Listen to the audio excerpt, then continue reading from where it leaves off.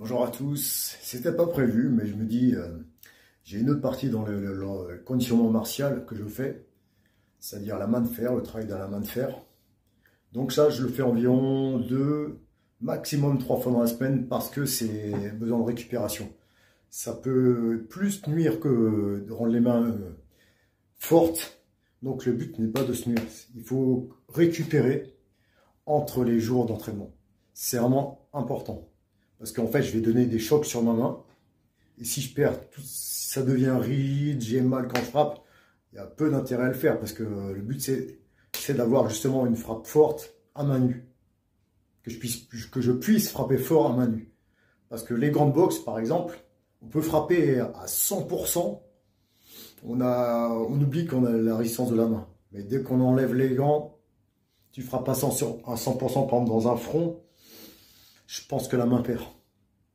En plus, si tu es bien renforcé du coup, ça fait pas plaisir de l'encaisser, mais tu vas le prendre. Et lui, il a déjà une arme qui est foutue. Voilà.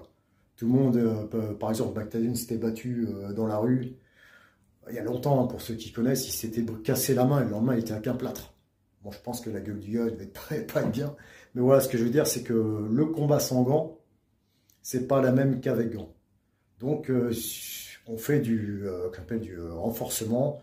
En chinois, on appelle ça la main de fer, travail de la main de fer, on tape comme ça, ou le tranchant aussi, mais dans un but de conditionnement martial. C'est pas pour ça qu'on fait ça qu'on a les mains indestructibles, jamais de la vie.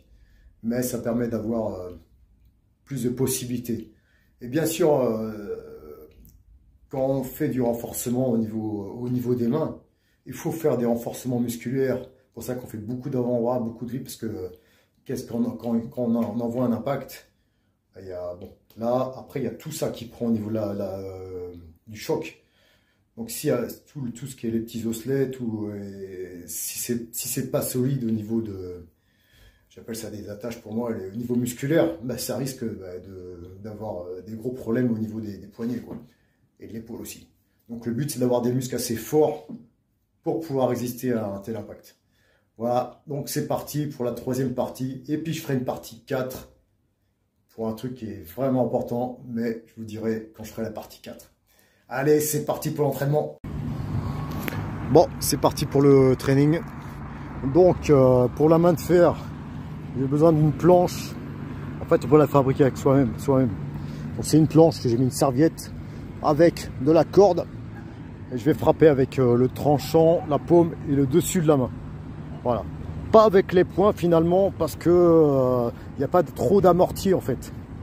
On peut le faire sur les poings, mais il faut qu'il y ait un amorti, donc il faut que ce soit vertical, une espèce de ressort, pour justement ne pas abîmer les osselets. Voilà, donc pour les poings, je vais le faire différemment. Voilà, allez, c'est parti pour l'entraînement.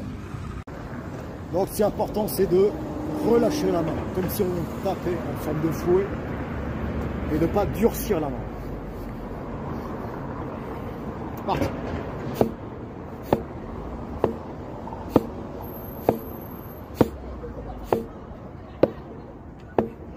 Et niveau de la force, c'est chacun voit comme il veut. Je garde une position style cavalier, comme ça travaille toujours mes appuis, toujours dans un but martial.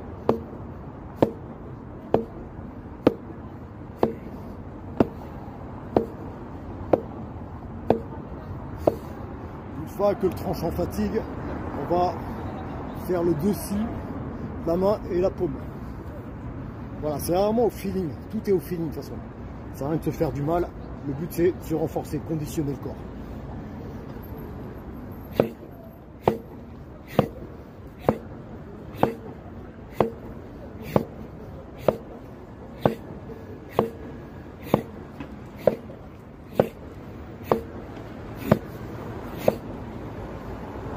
Ensuite on revient au tranchant.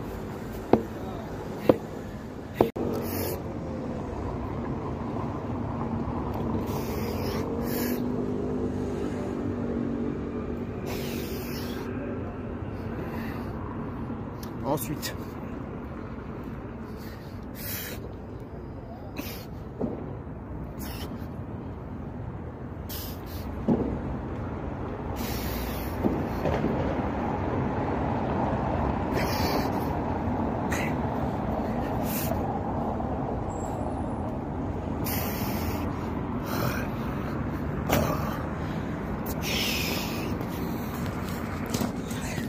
Ah, elles sont vraiment difficiles les pompes sans les pouces, ça change énormément la difficulté. Là, je vais travailler ensuite le renforcement des phalanges. À Saint-Omer, ils ont mis un plancher. Et donc je vais travailler. Vous allez voir.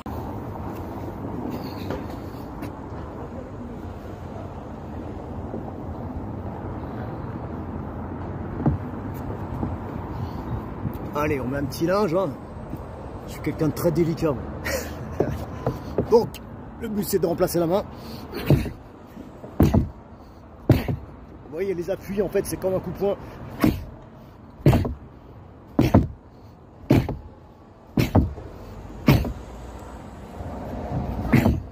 Ensuite, j'enlève ça. Je viens faire ça. Voilà.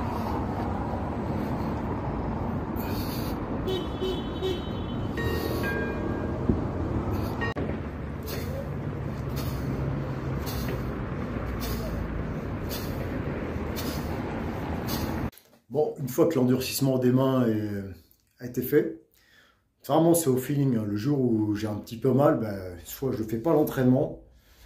Voilà quoi, c'est comme la muscu. Hein. Le jour où on a un peu une douleur à l'épaule, ben, on ne va pas trop forcer. C'est tellement important ça. Il faut vraiment le faire. Surtout pour les jeunes. Les jeunes, ils veulent forcer même quand ils ont mal. Ben, c'est au fur et à mesure qu'ils fassent ça sur les années. Ça va faire les futures douleurs et voire blessures plus tard. Mais ça, quand on est jeune, on ne le sait pas. On n'écoute pas nos anciens et j'écoutais pas les anciens quand j'avais 20 ans. C'est comme ça. Bon, sur ce, là, une fois que j'ai fait l'endurcissement des mains, ben, je vais utiliser ça pour faire l'endurcissement de l'avant-bras. L'avant-bras, c'est vraiment le... On ne bloque pas avec la main. Voilà quoi. On bloque avec les avant-bras. Ben, du moins pour moi. Un blocage de main, un blocage avec un gant, c'est pour les sports. Je me vois mal bloquer un coup de poing comme ça. C'est déjà la main, c'est tout petit. En gant, oui. Avec un gant de boxe, ça se fait en boxe anglaise. Bloquer comme ça, mais à main nue, jamais de la vie. Et puis on se protège pas comme ça, parce que là, le poing, il va passer. Voilà, c'est vraiment le sport. C'est une critique objective. C'est pas une insulte, c'est juste, tu fais du sport de combat, bah, tu as les règles des sports de combat. Voilà, tu vas pas t'entraîner en boxe main nue quand tu fais des boxes avec gants. Mais quand tu es sans gants, tous les blocages, pour moi, c'est les avant-bras. Donc, il faut le durcir. Parce que le but, par exemple, si je prends un coup de pied, ouais, on va se faire casser la main. J'entends tout le temps ça, on va se faire casser l'avant-bras. Pas forcément. Pas forcément. Si tu n'as pas le conditionnement, évite certaines techniques. Mais si tu as le conditionnement, je dis pourquoi pas. C'est pas en boxe par exemple, ils vont frapper. À force, le bras, ben, c'est normal. Mais en combat de rue, ça n'existe pas, ça, en fait.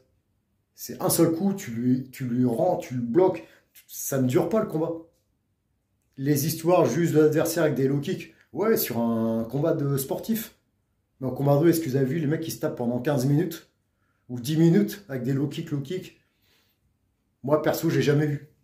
Bon, après, voilà, chacun son point de vue. Moi, c'est mon point de vue. Donc, on peut bloquer dur. Et quand on bloque dur, en fait, on est assez à la bonne distance pour pouvoir justement remiser puissamment. Voilà, donc pour ça, je m'envoie des coups sur les avant-bras pour pouvoir durcir cette partie-là, enlever la douleur, s'habituer à la douleur aussi. Allez, c'est parti pour ça. Donc voilà, c'est tout simple. Hein. Ce qui fait mal, c'est toute la partie osseuse des poignets. Quand on n'a pas l'habitude, c'est assez douloureux. Là, au niveau ici aussi. Donc après, les muscles, c'est très résistant à la douleur. Pas de souci. Après, c'est tout dans le cerveau. Donc voilà, c'est tout simplement, c'est ça, on répète. Dans tous les sens, dès que ça fatigue, par exemple là ça fatigue sur cette zone, ben, je reviens là, un peu comme, voilà, on cherche la précision, là on sait que c'est fragile, et ben on y va doucement, c'est petit à petit, il ne faut pas être pressé lors de l'enregistrement. Et puis une fois que c'est chaud, on fera plus fort, voilà.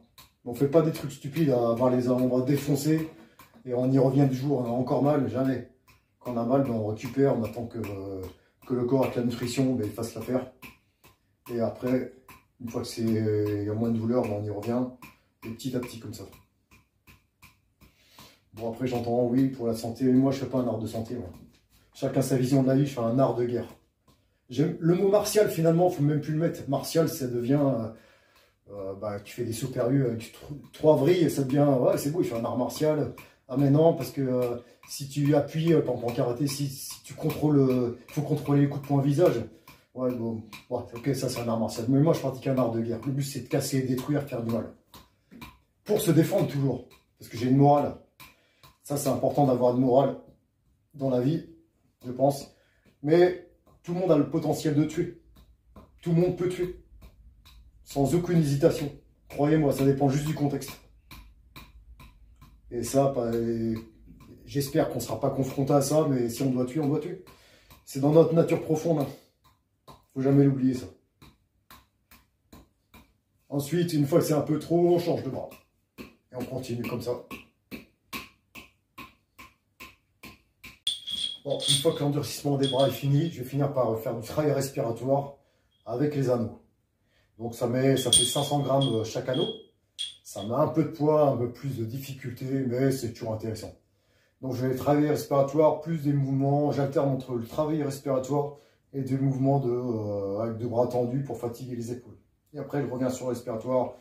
Le temps environ, je sais pas, 5-10 minutes. Voilà, au feeling, hein, si je peux 20 minutes, non je rigole, mais voilà, c'est vraiment au feeling. Chacun son niveau, chacun sa forme, et par rapport à la forme du jour bien sûr. Donc il y a plusieurs mouvements. Toujours dans un but martial, c'est-à-dire que je vais concentrer, je vais m'enraciner dans le sol avec une position un peu rentrée. Voilà. En karaté, ils appellent ça senshin, une position senshin avec les genoux un peu fléchis. Et donc, au niveau de l'énergie, c'est-à-dire du sol, va remonter au niveau des hanches et finir dans les deux bras. Et surtout, ce qui est important, c'est le transmetteur ici. Ça vraiment, ce petit mouvement, je vais remonter le bassin. Voilà, rentrer les genoux, les pieds, remonter le bassin. Et à partir, le mouvement, il va être juste ça, mais en contractant. C'est-à-dire en remontant le bassin, ça contracte naturellement les abdominaux. Et je vais expirer fortement l'air. Je me relâche.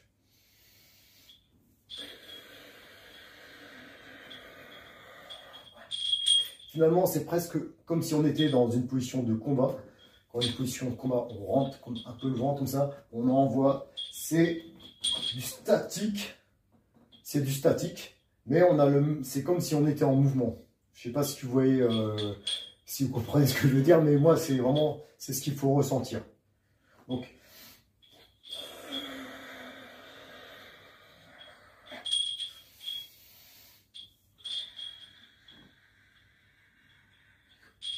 ensuite, je vais venir là. Je vais écarter.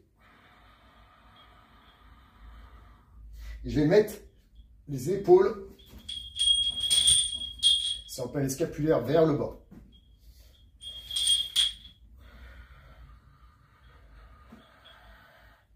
Et tout en remontant le bassin, fixant les jambes bien dans le sol, et je vais écarter comme ça.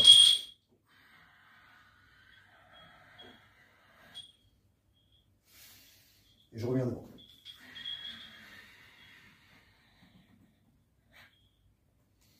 Voilà. Et ça, je le fais au fini. Ensuite, je vais mettre en position ma boue du cavalier. Je vais faire comme ça, je vais faire de petits battements comme ça. En fait, là, je travaille l'endurance des épaules. Et les jambes fléchies, bah, ça travaille les appuis.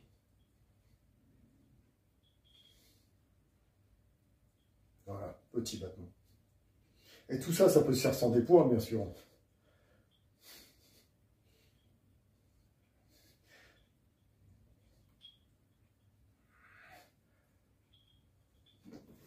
Voilà, sur le côté, je peux même faire des rotations comme ça. Et toujours le ventre rentrer comme ça. Et on revient. On doit ressentir tout le corps. Les jambes, bien sûr, parce qu'elles sont fléchies, mais l'abdomen. Toujours ce gainage. En fait, tous l'exercice, on en revient toujours à la même histoire. Le gainage, le transmetteur. Voilà. Et ensuite, dès que ça fatigue, je reviens.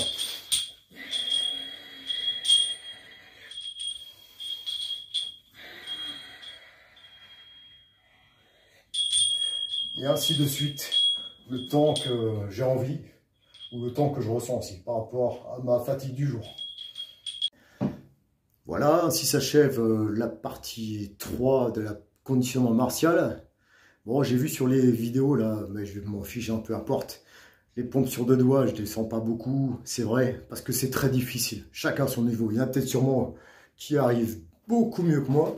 C'est pas grave, c'est juste moi. Il faut penser comme ça.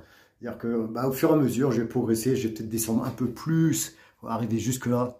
Voilà, c'est pour ça que c'est bien aussi de se filmer. On voit vraiment, faut être vraiment sans pitié avec soi-même.